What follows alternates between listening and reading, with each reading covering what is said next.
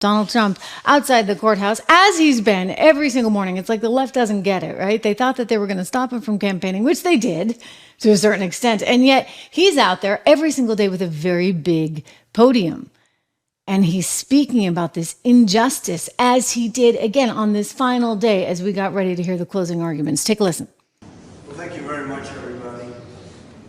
Make no mistake about it. I'm here because of crooked Joe Biden. The worst president in the history of our country is destroying our country.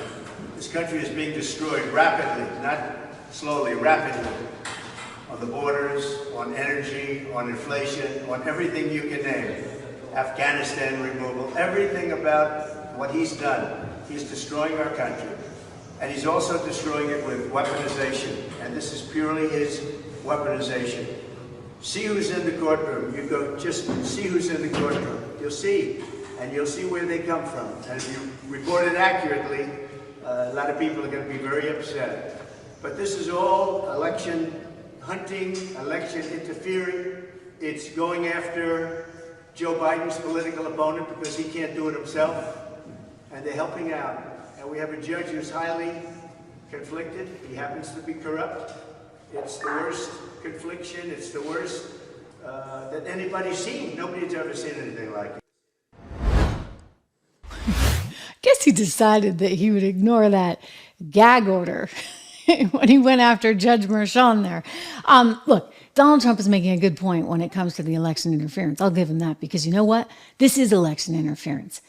They are going after him with everything they've got. And you know what? They keep coming up empty-handed every single solitary time. But Donald Trump is winning in the polls and climbing in the polls because Americans are looking at this and saying, wait a second, is this what you do? You're just going to attack someone who's your political opponent with everything you got, 91 counts, and then some for a criminal? You know, from Fannie Willis to Alvin Bragg to Jack Smith to Letitia James. This country should be ashamed of itself. The Democrats mobilizing these lefty DAs, that is shameful because we should not be in a system where just because of your politics you are targeted. That is not the America we know and love. Well, as I said, Donald Trump, he's willing to pay the fine, I guess, to go after Judge Merchan. Judge Merchan, who does have a daughter, who does work for the likes of Adam Schiff. You remember him, head of the Schiff show, starring attraction, who does work for the likes of the Democrats, who does work for Kamala Harris, or has, along with Joe Biden, and has gotten money through none other than this case, because she's been out there raising money, according to the New York Post, some $93 million that she raised just off of these cases.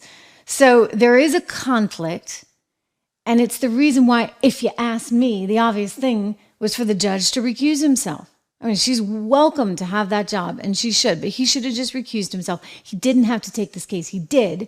And so then he makes himself, understandably, a target.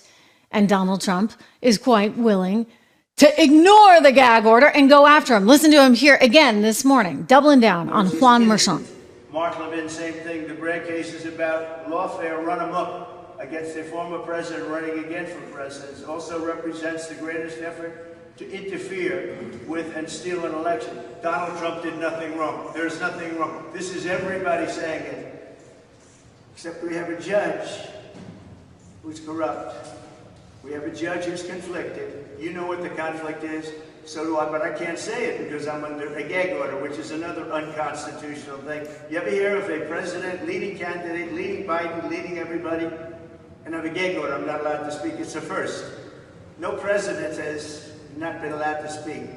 But this is it. Read the cover today of the New York Post. Read all the stories in the New York Post. Everybody says this is crazy. This is not a trial that should happen. It's a very sad day. This is a dark day in America.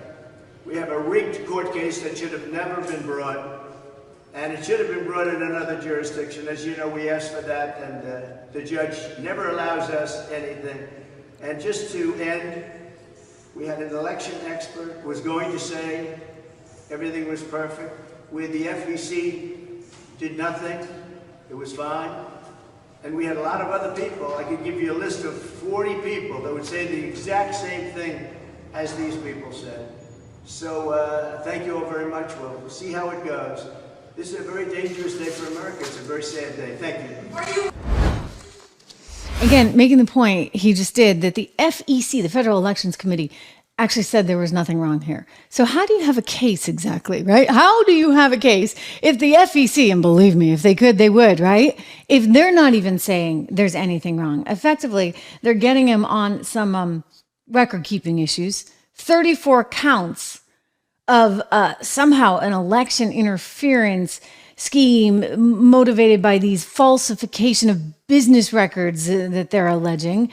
And they're saying he was doing this to cover up a hush money payment to Stormy Daniels on the eve of the 2016 election. Now, his lawyers are arguing that he wanted to protect his reputation. He wanted to save his wife from any more trauma, right? Because everything that was coming out was pretty traumatic. It was on the heels of the Access Hollywood thing.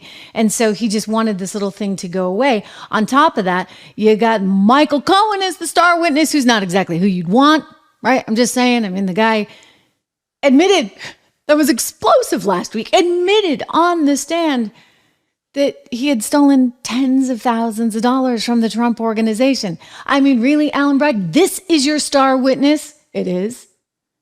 That and, Stormy, who couldn't add anything other than some tawdry details that we will not discuss, but suffice it to say, I don't care what color pajamas he was wearing, okay? And the rest of it. And by the way, that has nothing to do with the case. What does that have to do with falsification of business records? So, how do they have a case? The answer, ladies and gentlemen, is they do not. They do not unless this jury just hates Trump so much that they're willing to convict him. I don't think they can get 12 people that are willing to do that, frankly, because the jury has to basically say, yep, he's guilty. He's guilty beyond any kind of reasonable doubt. Well, how are they going to get 12 people? Unless, and I know some of you guys are very cautious about New York City being what it is, and being a place that certainly does not like Donald Trump. But again, I suspect that when push comes to shove, Alvin Bragg's gonna come back empty-handed. It's partly what the media has been preparing us for, right? All along. I mean, when you look at the change in tone out of the likes of CNN, what you see is they're warning you that this is gonna get a verdict that is not what the Democrats want. So there'll be a crying fest over on MSNBC. This will be interesting to see. Again, it's all happening this week. So make sure you subscribe, make sure you like, make sure you share, all that stuff. We will be covering this as it all unfolds. It's so crazy. The idea that somehow you're going to get him on this state election law offense that makes it a conspiracy to promote or prevent a candidate's election, that was part of what came up in the closing argument by the prosecution today. Well, let me just tell you, and by the way, actually, Trump's lawyers said this, any single campaign in the world is about promoting a particular candidate. Okay? What do you think a campaign is? So that's kind of an old law that shouldn't really be on the books, because if you're going to say it's a conspiracy to promote a candidate, then every campaign is that, effectively, is it not? This is why the Federal Election Committee never moved forward with any of this. But Alvin Bragg, who originally didn't want to bring this, was under a ton of pressure. A ton of pressure, because this is what these DAs are dealing with right now. Letitia James was under pressure. Fani Willis, rocket scientist that she is, with lousy taste in men, right? She was under a lot of pressure. These people are banking their entire political careers. Jack Smith, same thing. Because this has been weaponized, this has been politicized, and that is why Americans are looking at this and saying, no, thank you. This is not for me. This is why you have seen the polls ever since he has been embroiled in these legal conflicts. You've seen the polls start to move higher for him. So I suspect this won't take long. I suspect we're going to get a jury decision that's relatively quick. And I don't think he's going to be convicted of this.